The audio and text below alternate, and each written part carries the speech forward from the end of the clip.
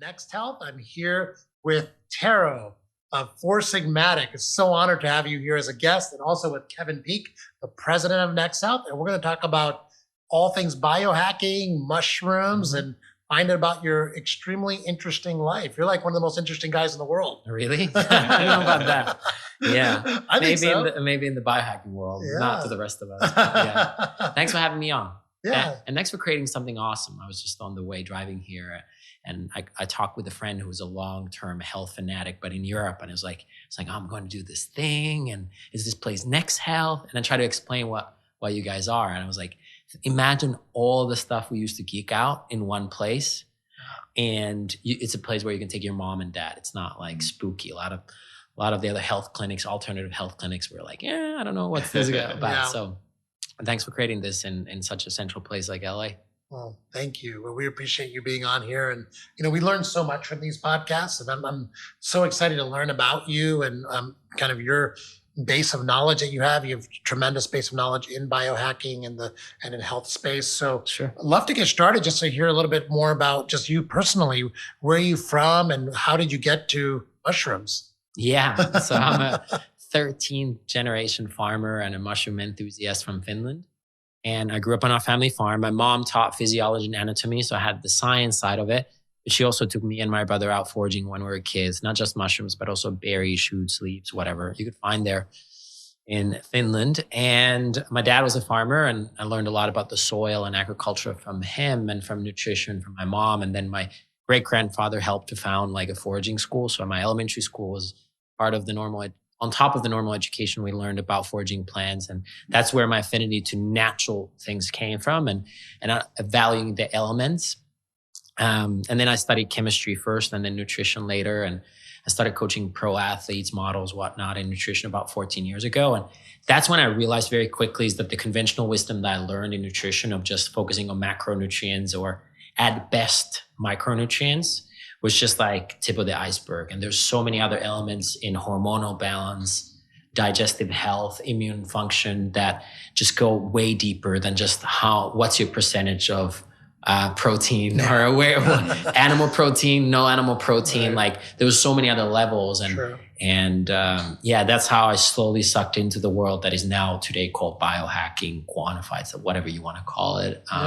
But back then it was just like the next frontier of health fanatics. And there was different many pockets from hardcore raw food vegans to then like athletes that were like bodybuilders optimizing for certain nutrients and everything in between. So wow, that's interesting. What got you on the path with mushrooms specifically? When you say that you're 13th generation farmer, how far back did mushrooms go into that equation? From the beginning. Wow. So it's in your lineage. Yeah. Really? So I learned the forage from my mom. I was yay high. I don't even know. That was one of my first memories, was actually walking in the forest, picking up bilberries, which I like, those low bush wild blueberries. Yeah. And I love berries, but mushrooms were always so like fascinatingly mystical. And my dad, who was my hero or is my hero, loved mushroom soup and mushroom sauces. And I was like, wow, they're really crazy, those. And then as part of foraging, it was like obviously one element of foraging. So I learned about that. And then super randomly, almost as a joke, me and my friend won an innovation contest about 14 years ago by discovering a rare mushroom that literally started out as a joke, but then ended up being a reality. And the government or this institution, public institution, awarded us with this innovation award for discovering this like culinary mushroom. But I was never into serving the 1% of the 1% because the mushroom it's a high culinary prize that you would have in like Michelin star restaurants. Mm-hmm. And my passion was always like optimal human performance. And it was not only until like a few years after that when I discovered initially cordyceps mushroom. I was running competitively ultra runs and whatever. And I was looking at ways to like, improve and get an edge in a race. Mm-hmm. And I was going into all these different things, a lot of the stuff that you guys here serve. And I was like, wow. Then I found this mushroom and I was like, then that went like full circle from basically from my childhood learnings into what I learned in nutrition to kind of find these functional mushrooms, which is just the one segment, small segment of all the mushrooms in the world, but they're the ones that often like help with things like cognitive function, immune function, adaptogenic properties or whatnot. So only 1% of mushrooms are the helpful mushrooms? Oh, even less, actually. Really? Like a small fraction. So nobody really knows how many mushrooms there are. Mm-hmm. The estimates are that there's about 1.5 million varieties of mushrooms. And, just to give context there, it's 6 times more than there would be plants. Huh. So for every tomato, there would be 6 different kind of mushrooms. For every broccoli, there would be 6 different mushrooms. Wow. And so far, there's about 400 of these functional mushrooms. So it's much less than 1%. So, Wow. And the mushrooms that you buy at the store, those are not functional mushrooms.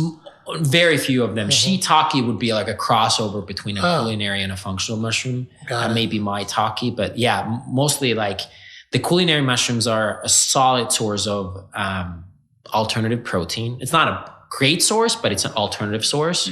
They have fiber. Some have vitamin D and B vitamins. So it's not that the culinary mushrooms are bad, but to kind of limit it, they're like an alternative to a lot of stuff. Whereas these functional mushrooms, besides maybe vitamin D and fiber and whatnot, they also have different, for example, immunomodulatory benefits that you can really kind of serve much beyond just protein in your bodily function and support elements of the physiology that are more valuable than just pure calories. Wow. Huh. Go ahead. And of those, what percentage are the hallucinogenic ones? Well, those Fun are completely separate, and we can surely talk about that. So, again, nobody knows how many mushrooms there are. Yeah. Generally speaking, there's 2 kinds of psychedelic mushrooms that are quite distinctly different. One is the psilocybin family. There's many, many varieties. Multiple dozens of different types of psilocybin mushrooms. And those are the fun mushrooms that most people react. Then but they're also illegal in the United States, at least so far. There's a couple of states that are pushing for the legalization of those same that happen with marijuana. And then there's the Amanita family, which is a more poisonous family, but there's also one halogenic property there, which is legal everywhere but Tennessee. Oh. But that is not something I can recommend to anybody listening. So, because you said poisonous as well. yeah, Right? that one, the psychedelic variety Amanita muscaria is not lethal, but it is poisonous. So you will feel a little ill while having it, while having the possibly psychoactive properties. But its cousins are some of the most lethal mushrooms in the world. So if you pick the wrong mushroom, that's probably one of the mushrooms that will also kill you. Oh, that's scary. What about truffles? Truffle's a great culinary treat. Culinary, right? Yeah, morels, great culinary treat, chanterelles. Yes. Then we get to kind of the crossover. Maybe porcini was there was a study from the University of Pennsylvania, from the mycological department. They tested a lot of whole foods. Obviously, it was a small spread. They couldn't test all the whole foods in the world. But everything they tested, the highest source of glutathione, the highest source of antioxidants was porcini mushrooms. So from all the whole food sources, I know you guys, you're big on glutathione. Sure. So mushrooms can be a huge source of antioxidants, various antioxidant varieties. And we can go deeper into that for specific. You guys are so advanced on it that one antioxidant is not the same as another antioxidant. Sure, There's functional differences and efficacy differences between different antioxidants for different purposes. Right. And, you can get antioxidants in your diet on a daily basis. It's totally additive to coming here and getting glutathione injected into your veins. Yeah. And different antioxidants do different things. Oh, for sure. Especially the natural ones. And how I like to look at it is like, I love IVs. We talked with you before as the value of the absorption is just so different than I'm not as big on ingesting supplements. That's just me, but the IV is just so amazing. Yeah. But if you come and do a glutathione here, it's like a high intensity workout versus eating different colorful vegetables every day is more like walking as a form of exercise. That it's something like baseline that you should do on an ongoing basis. And then every now and then kind of like boost the system. Yeah. So that's how I look at it. Amazing. What I really love about your upbringing is that you're out there foraging wild plants and food, and you're out there in nature and eating all these wild plants, which I don't think we get anymore in our day-to-day diet. Like everything has come from a farm, right? For sure. And do you think that's contributed a lot to sickness and the lack of nutrition in our society now? Sure. You're a doctor. I'm not. I can't comment on illnesses directly, but I do believe that a lot of nutritional deficiencies are partly because we've almost completely reduced wild foods from our diet. Very few people consume anything that would be wild. And there's studies on different kind of, for example, dark leafy greens, how wild varieties have more micronutrients than cultivated ones. Right. There are ways to do it though. For example, sea veggies, different kinds of kelp and other things that are still wild food that you can get in most grocery stores. And even on dark leafy greens, you can go to more or less processed varieties. So have the dandelion and the arugula versus the iceberg lettuce. So there's ways to kind of do that. But yes, you're right. And there's less and less of wild foods. And what I think is the most fascinating part, if you ever end up in the forest hungry and you try to find food, two things you find out. A, there isn't that many calories out there. Right. Two, there's a lot of nutrients out there.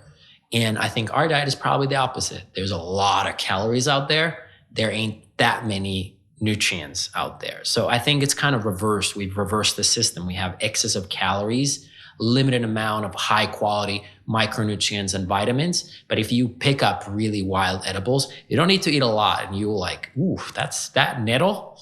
That nettle has a lot of kick to it. Yeah. That's such a great point. I mean, that's so true. And, going back to the sickness thing, when we switched to farming and then switched to eating high caloric foods just to maintain, the population, that's when sickness really started. And our ancestral, forebrothers, they didn't have access to so many calories. It was mostly nutrition that they were taking in, and they were able to live a healthier life for longer. Yeah. I mean, there's obviously, we sit more now. We're less active physically. There's less community that we used to have such tight like tribes and villages that help together. Now we live in little boxes in high rises. And there's other factors I think that probably impacts. We also live a lot longer. So certain illnesses kind of hit us on an older age, but surely the calories versus nutritional density has pretty much gone upside down in the last some hundreds of years, especially. Yeah. So what is with Four Sigmatic? I'd love to hear the story of that a bit, because I think it's fascinating what's happened with it's kind of a mushroom revolution that's happening over the last couple of years. There's just so much more awareness around it, at least here in LA. Maybe it's not everywhere, but I see it pretty readily. And it seems like you guys are really leading the charge with Four Sigmatic. How did that come about, to taking it from foraging to having this, mass market consumer goods product? And where do you see this going in the future? Yeah, I've had a lot of access to the health and wellness industry early on, but honestly, I didn't believe I could change it, if I'm completely honest. Like 10 years ago, 15 years ago, I felt like I was powerless against the Danone and Nestle and Pepsi and Cokes of the world, or even pharmaceutical companies. Like, why would I?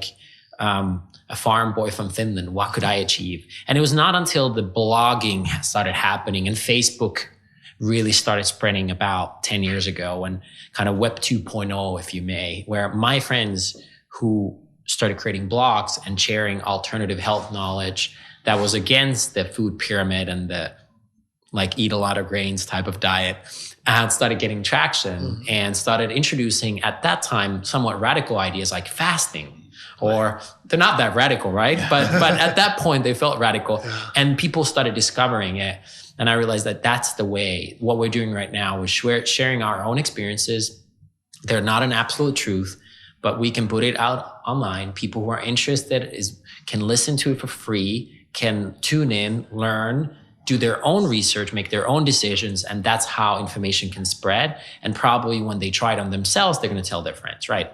So that didn't exist that long time ago. Even these smartphones that we carry, it's still such a new thing. iPhone, 2007, 2008. It's not that long time ago. Now we feel like we've always had them. So that inspired it. And I always wanted to focus on things that would have like an 80-20 principle. That's kind of live my life on an 80-20 principle model. And I was looking at what would move the needle the most. And the company Four Sigmatic is a very key way of saying that we focus on the 50 most researched foods in the world. So if you take in any sciences, but including natural sciences, if you take a large enough sample size and you compare that sample size against a single variable, it will form a bell curve.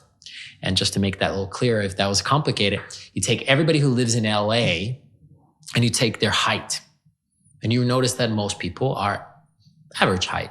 Then there's extreme outliers that are not that tall, and then there's extreme outliers that are very tall, right? And that's just how nature tends to work.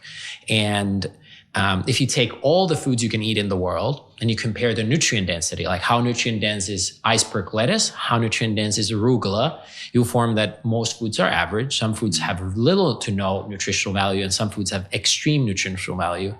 And I always loved superfoods, but I always thought that name was so whack. Right. So 4 sigmatic. So now comes the math part. Every standard deviation from the mean is called sigma in math. So if you go 4 sigmas, there's 50 most researched foods in the world. And out of those 50 most researched foods in the world, maybe 1/3 of them we all know. Coffee, green tea, cinnamon, black pepper, lemon, like stuff that we all know, olive. We just don't value them as much necessarily always, but they're really well studied, super nutrient dense. Then 1/3 is some things that like quite health conscious people would know, like turmeric, maybe ginseng, maca, things like that. And then there's the 1/3 that is, you got to be quite hardcore to know astragalus or know even a while ago, like reishi or chaga mushrooms. A lot of people didn't know. So our goal is just to kind of bring those most researched foods into light in a very accessible way and internally and externally. So we make things that you can put in your mouth and things you can put on your skin. And that's kind of the mission that we're on. There's a lot to do. There's a lot to educate. You only think that 50 is not that much, but it's actually quite a lot. Yeah. And just highlighting that to people is kind of what we're trying to do. And out of those 50, about 10 are mushrooms. So, or 8 to 10, depending how critical you are. So got it. I always wondered what Four Sigmatic, the name came from. So that totally explains it. I love it how there's a big geeky math explanation to it. Could be simpler. It would just I love it though. Maybe we should have just said it Next Health. It would have been a lot easier for people to explain. So kudos to you for coming out with a little simpler name. I like Four Sigmatic a lot. Maybe we'll just trade names. And just on the amount of research that they're in is in mushrooms, the challenge with a lot of whole foods is that there really isn't research because there is no money to be made. Nobody can own whole foods. So that's a challenge. Luckily, the pharmaceutical industry by accident came across one fungal medicine, which was called penicillin. And that was the total accident. And since then, that has saved a lot of lives in the world. And after that, the pharmaceutical industry really started focusing on fungal research because every pharmaceutical is some sort of isolated part of nature. So they find something in nature, they isolate it, maybe combine it with another thing. Sure. And right now, roughly 10 of the 20 best-selling drugs in the world have fungal component to it. A lot of them are focused on immune system, immunosuppressants and other things. And roughly about 40% of all pharmaceuticals use some sort of mushrooms in them from, again, a lot of them are immune system related drugs. So I did not know that.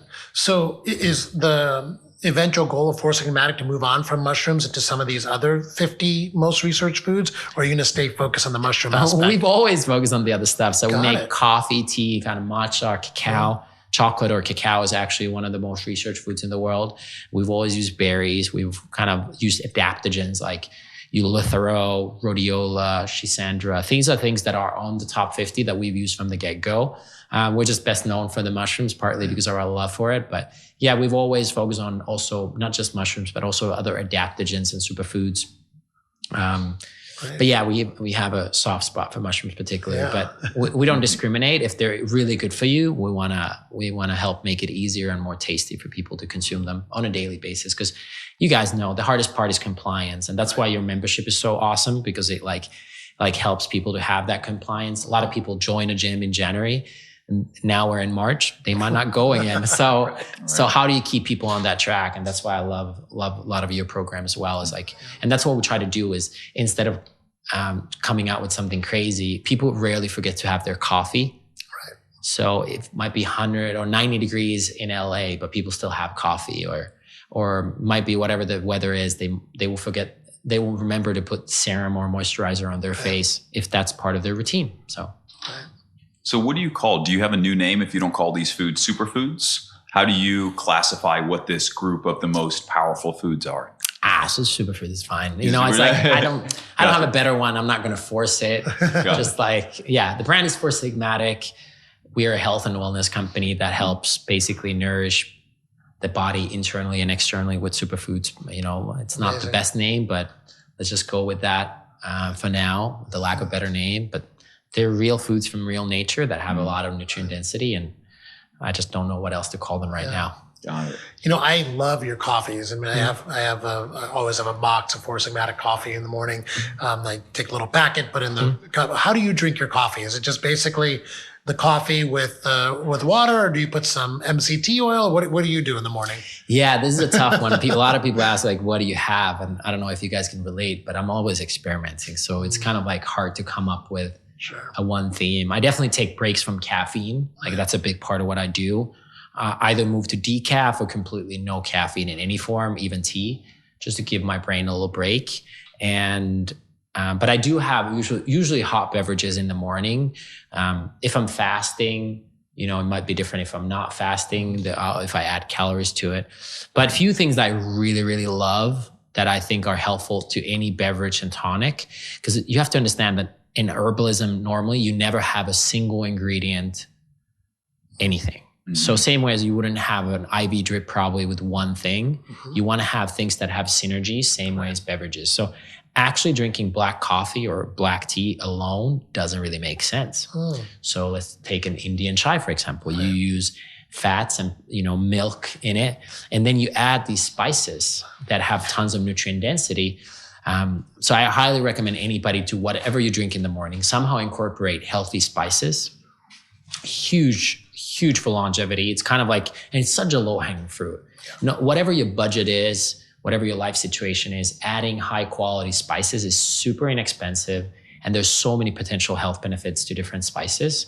So just kind of whatever you're drinking in the morning, spices. So I use spice blends. Sometimes I add single spices, big thing. The other part I do like, and that's a different body type, some sort of fats.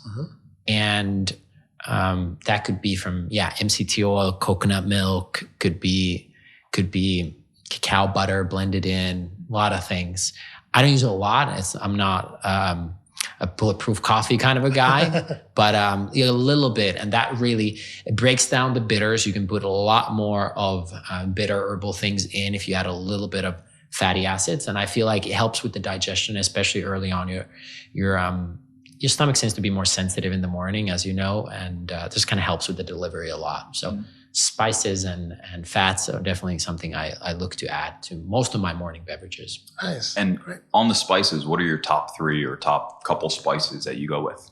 I think spices are kind of like some of the top mushrooms and dark leafy greens, is that you shouldn't just have spinach. You should have a variety of stuff. You shouldn't just have reishi. You should have a variety of stuff, and kind of cumulatively adds. But if we purely talk about stuff that is underrated, black pepper, super underrated. Like peppers in general, black pepper, what amazing thing. And can I ask you, when you say black pepper, so I get the the peppercorns from the grocery store. I mean, is that kind of variety of pepper? Is there different varieties of it, or is that good enough to actually get those benefits? Yes, there are many kinds, but I would say generally, like for the sake of simplicity, buy organic spices. Rotate them every 3 months. They spoil, even though it doesn't seem like they spoil, but if they're not as fresh, definitely helps. And if you get the peppers and you grind them yourself, they stay fresh a little longer. So, but there's different colors, slightly different benefits. Black tends to be a food that has a lot of longevity benefits.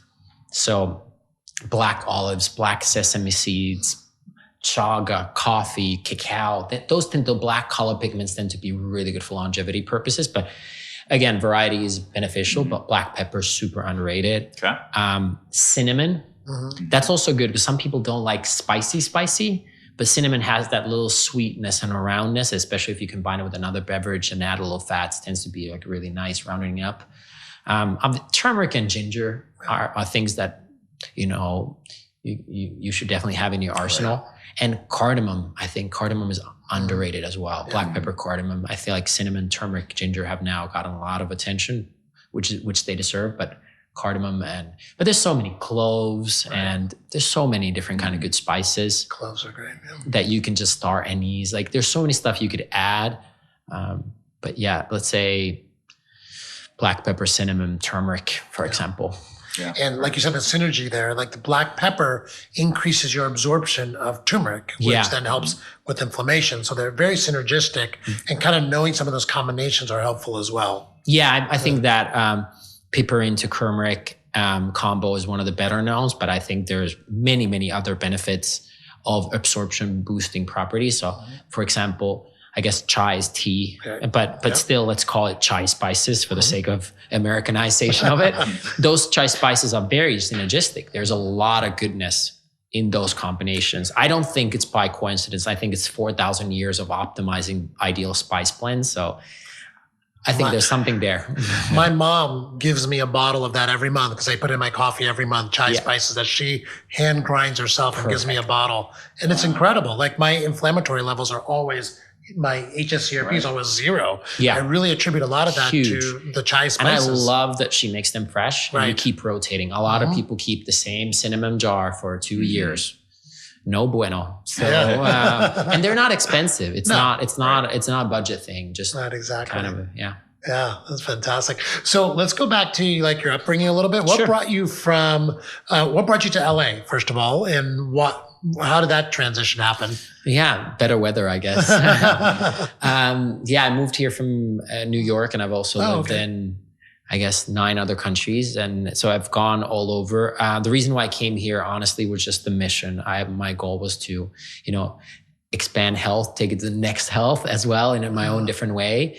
And this is the ground zero. This is the lead domino. And if your dream is to get the whole world drinking mushrooms, that's a pretty radical idea. And you have to start somewhere. And I felt this is the place where you start. Right. And not only this is the place, the US is definitely a place that uses a lot of pharmaceuticals. There's a lot of illnesses. It's a big consumer market. There's a lot of reasons why we're focused on the US first on a global scale. And then if you look at the markets in the US, I felt LA was the most important. Plus, I like the nature here. Yeah. Even though there's a lot of traffic and other negatives, as you well know, and there's so many positives. And the community is really what has kept me here. I thought I would come here for a year or two. Now I've been here 4 years. And what's kept me here really is the community of like-minded people that is pretty amazing here. Right, because I found it interesting you came from Finland, and like a lot of the biohackers that I know are from Finland. It's like a biohacking paradise over there. I remember probably, so besides me, there's like a couple other guys, Jaakko and Olli, who were like the original, is 10 plus years ago. And it was like, I remember Jaakko's first lecture was to my sports club, and we had like 6 people turn up in a back room of a gas station. So it's gone a long way from there. But now the OGs of biohacking. Yeah, there's in Finland. The guys, that same guy helped write the Biohackers Handbook or Guidebook that just came out a few weeks ago. The Oura Ring guys, if you know the Oura Ring, those are from Finland. Human Charger, that's from Finland. Obviously, Four Sigmatic.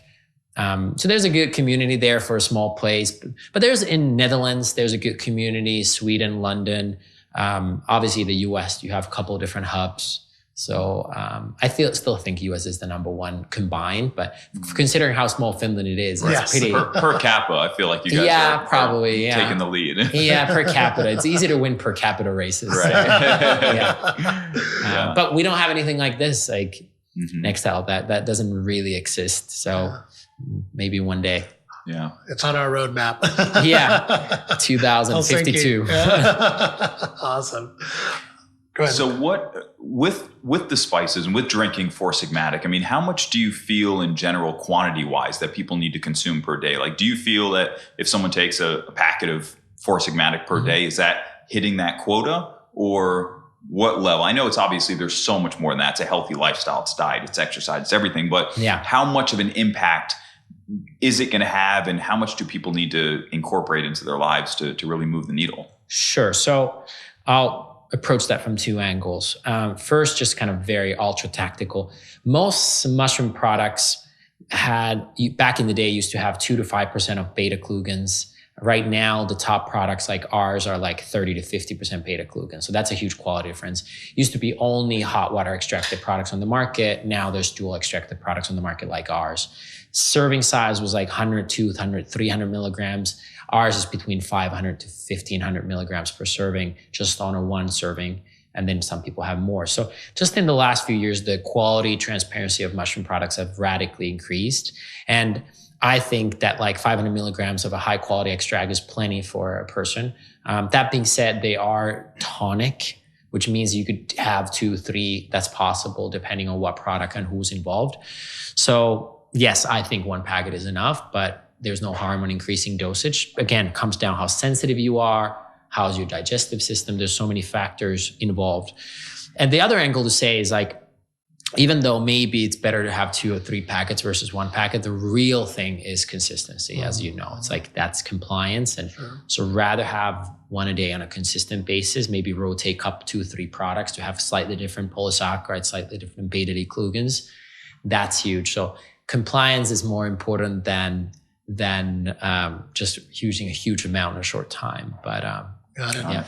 And what are some of the benefits of the mushrooms, of Four Sigmatic coffee? Can you run through some of them physiologically, biochemically? Sure. Yeah. So just take all these functional mushrooms in whole. Right. So there's some micronutrients, B vitamins, certain key minerals, vitamin D that you can find, especially in a non-animal based source. Vitamin D is pretty impressive. Right. But the real magic sauce tends to be in these type of polysaccharides or beta-glucans.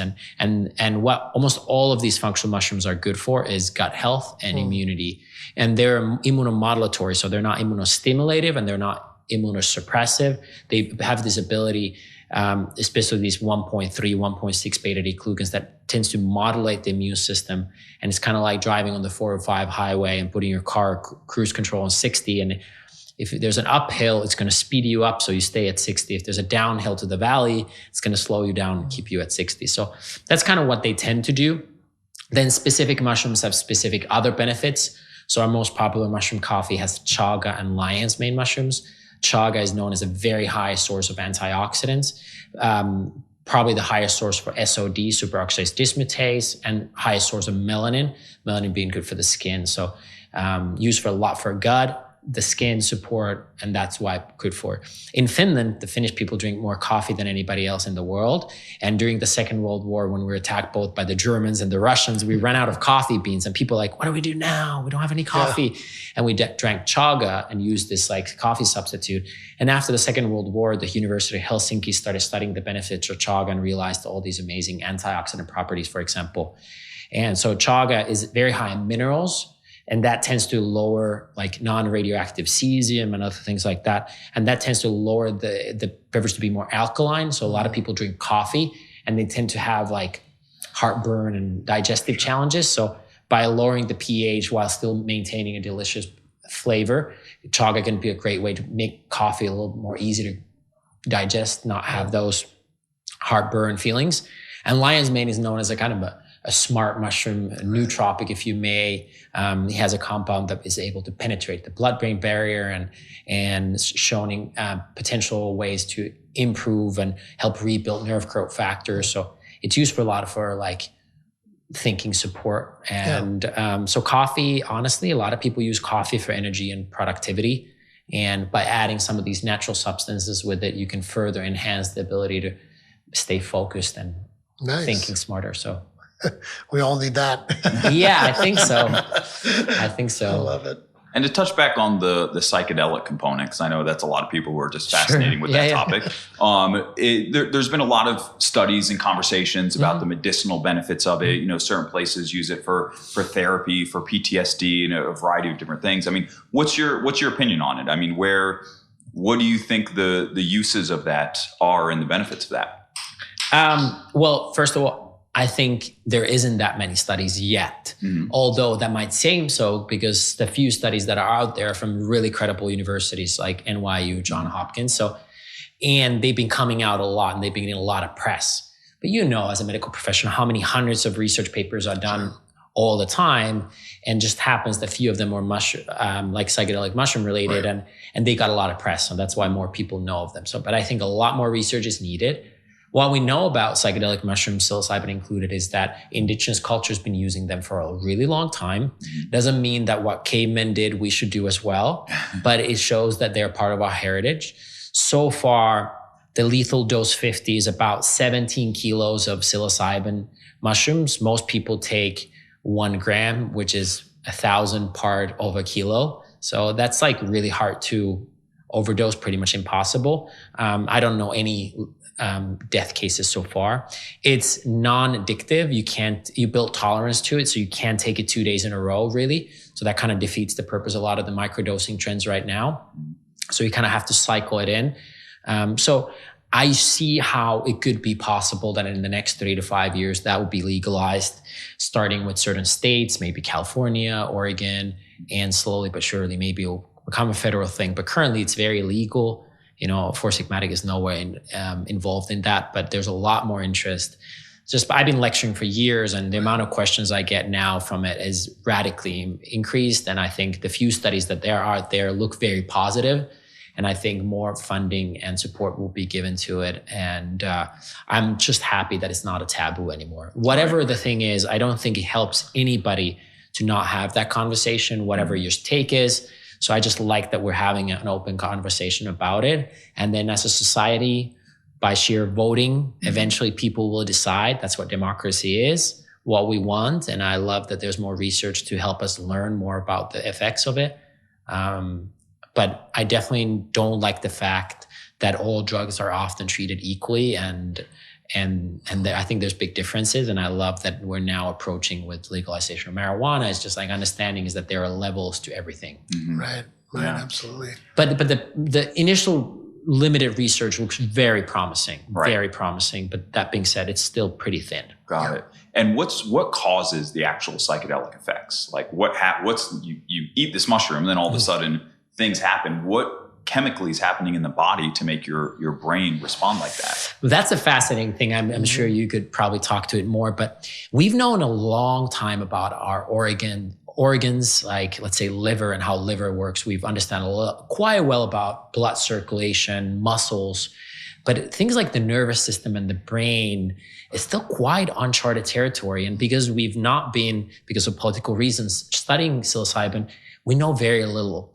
We know that there's certain serotonin receptors that get activated. So there's a lot of sense of happiness and peace and comfort. We also know that completely different nerval connections happen under this influence of psilocybin versus non. I believe the original studies are from Italy where you look at like this complete neuroplasticity happening under the influence during those hours. So we know that different parts of the brain get activated during psilocybin. But how does it actually work? There are theories, but general consensus is we don't yet know. And what they found out in the Johns Hopkins study is like, it's very hard to quantify that. So they ask questions like, because everyone sees something different. Yes. Right. So like, you try to quantify mystical experience. It's pretty hard, right? Yeah. So they have done, I believe Italy was the original study, but they scan the brain during and not, and they see completely different brain activity.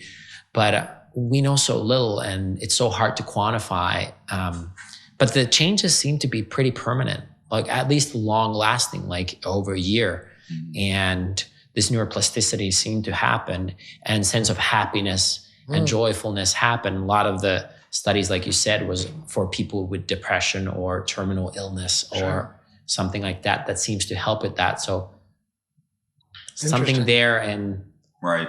It's a fascinating topic. I mean, it's just so interesting to think about something that literally changes your mind and the way you see things. It'd be interesting to see when we get to that point of actually understanding that. Right. And what's the whole thought process behind microdosing it? Because that's a big term that's thrown around now a lot with psilocybin, LSD, all of it. What is that about? Well, microdosing would be a small enough dose that you wouldn't have psychoactive effects. Like a less than a milligram, or depends on the person. Let's say for mushrooms, again, it's a natural product. So psilocybin cubensis is different than psilocybin mexicana, but let's say under 200 milligrams, but that's just not here or there. Let's say 1/10 of a normal dose. Okay. So what the assumption is that you will not have psychoactive properties. So you could go to work, you could take care of your kids, you could drive a car. Again, these are very legal substances. No way I'm promoting that.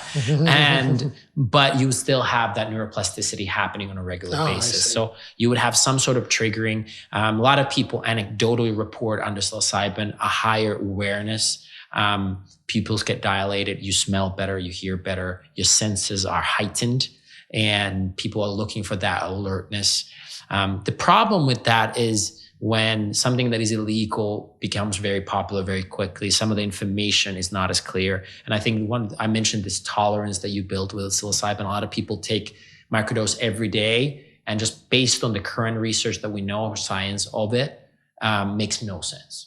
So, because you get the tolerance, like you were saying. Correct. Yep. If you would microdose maybe twice a week. Right.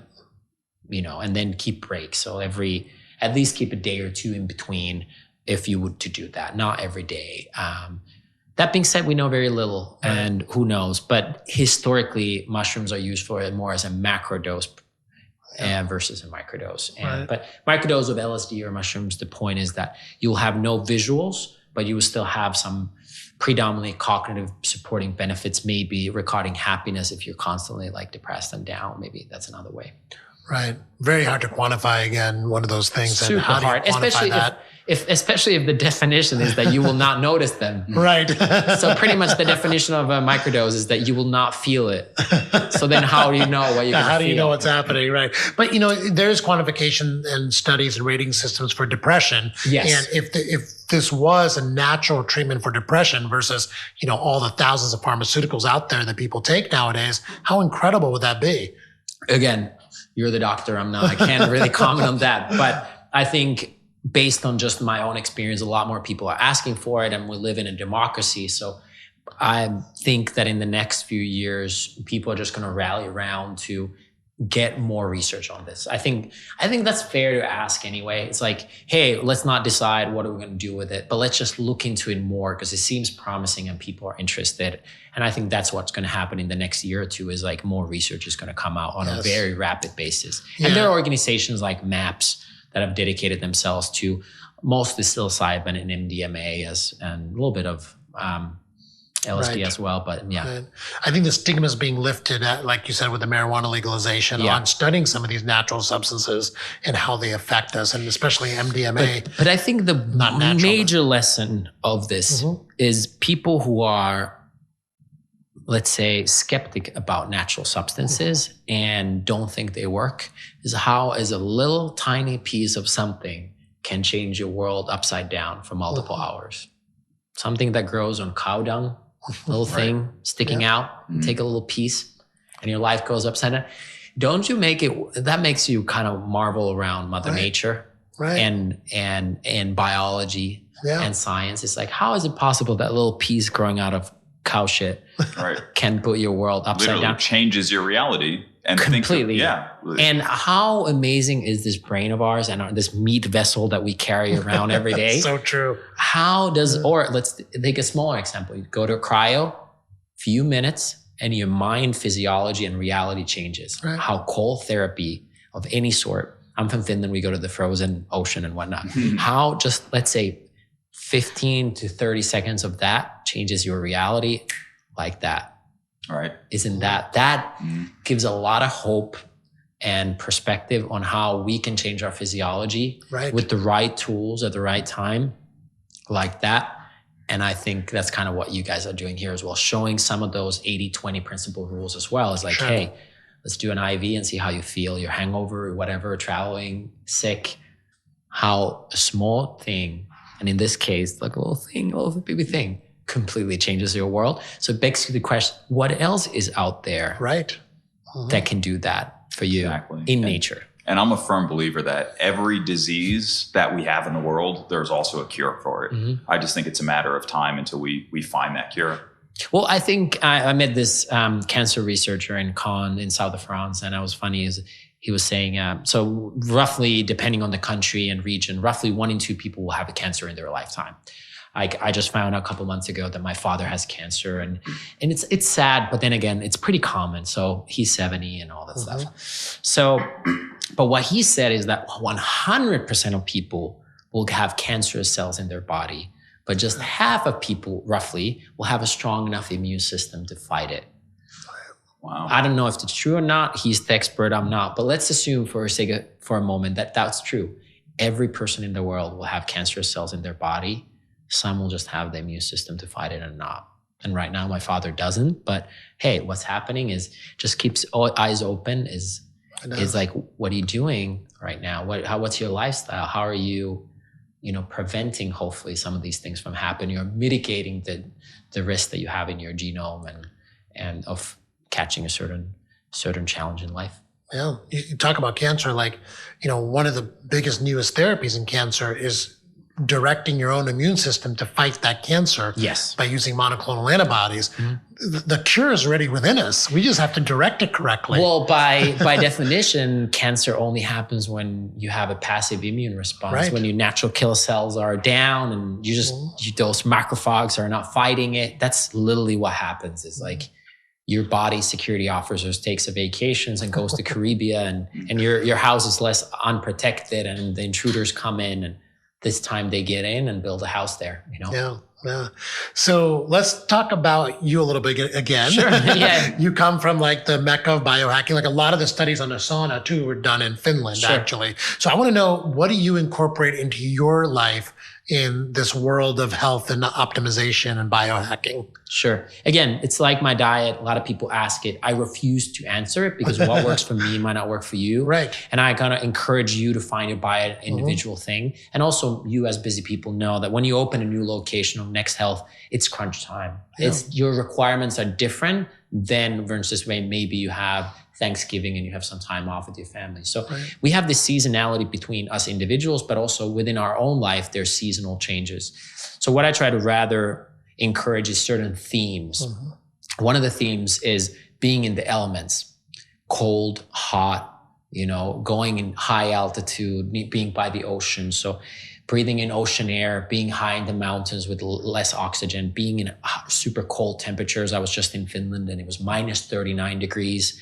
And then I was in Hawaii and it was like 90. And just having that exposure is like, what is that? Hormetic stressor, yes. Right. Mm-hmm. So being in elements of any sort, mud, for like, that's great. So I highly recommend that.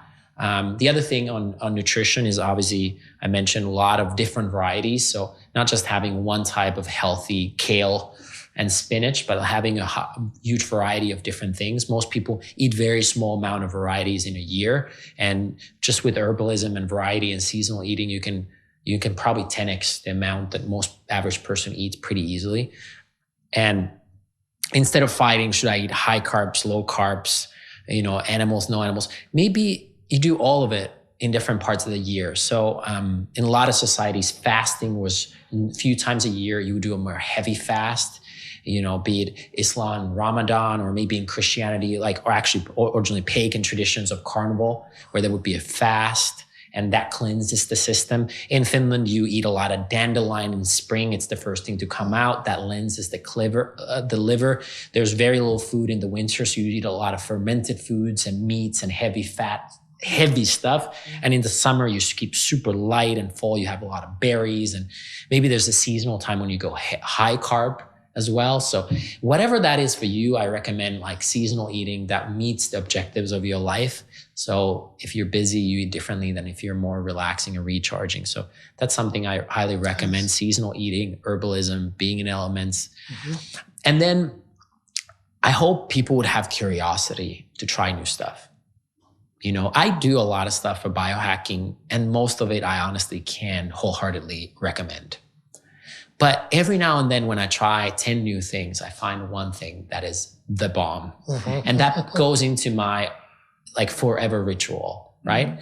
So, but you don't know if you don't know. Right. So there's now awesome light therapy. You guys have infrared. There's a lot of stuff. And if instead of having the stress of health, just this childlike curiosity to try new stuff, even if it's a little dorky at first or odd, just give it a go. Try it a few times. See how you feel. Maybe it doesn't really do anything for you, but hey, you tried. And then maybe every now and then you find something that really moves the needle, and hey, that was worth it. So curiosity in health is definitely something I recommend.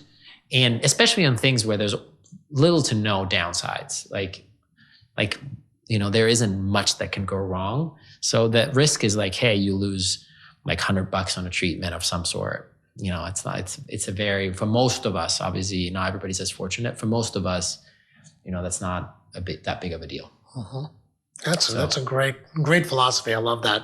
I love the seasonality, not just like within a day, but also within seasons of your life and seasons of the year. We all follow these circadian rhythms, and eating with a rhythm and like all the things you're talking about makes a lot of sense to me. Very cool. Yeah. And again, your seasons might be different than your seasons, and finding that, especially in LA, there's really the weather is more or less quite similar year round. Finland is pretty radical, but finding those seasons of life and figuring how to incorporate them, and also changing everything, not just your diet, but your hydration.